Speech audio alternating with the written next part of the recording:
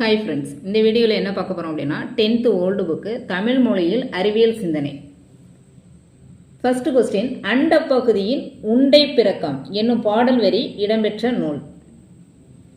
Answer Thiruvasagam. அடுத்து, உளவு என்னும் சொல்லின் பொருள். ஆன்சர் சுற்றுதல். அடுத்து, ஞாழ் என்னும் சொல்லின் பொருள். ஆன்சர் தொங்குதல்.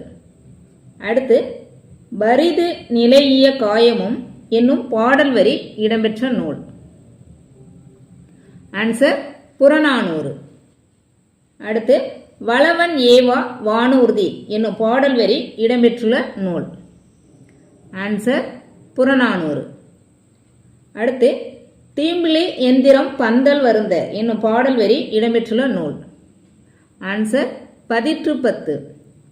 அடுத்து, அந்த கேணியும் எந்திர கிணறும் என்னும் பாடல் வரி இடம்பெற்றுள்ள நூல். ஆன்சர் பெருங்கதை. அடுத்து, ஒருமை தோற்றத்து ஐவேறு வனப்பின் இலங்குகதிர் விடும் நலங்கெழு மணிகளும் என்னும் சிலப்பதிகார பாடல் வரி இடம்பெற்றுள்ள காதை.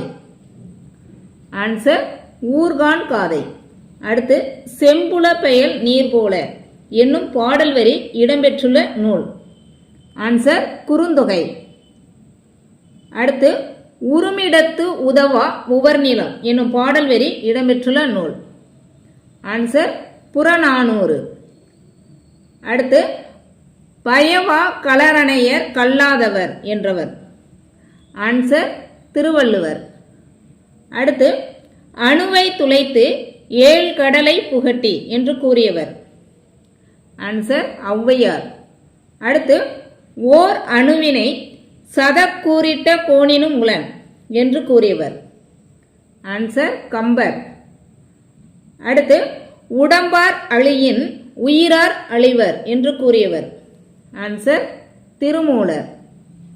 அடுத்து, உடம்பிடை தோன்றீர் ஒன்றை அறுத்துதன் உதிரம் ஊற்றி அடலுறச் சுட்டு வேறோர் மருந்தினால் துயரம் தீர்வர் என்று அறுவை மருத்துவத்தை பற்றி கூறியவர். ஆன்சர் கம்பர். அடுத்து, சரிந்த குடலை புத்த துறவியர் சரி செய்த செய்தியை கூறும் நூல். ஆன்சர் மணிமேகலை. அடுத்து, புல்லாகி பூடாய் என தொடங்கும் பாடல் வரி இடம்பெற்ற நூல். ஆன்சர் திருவாசகம்.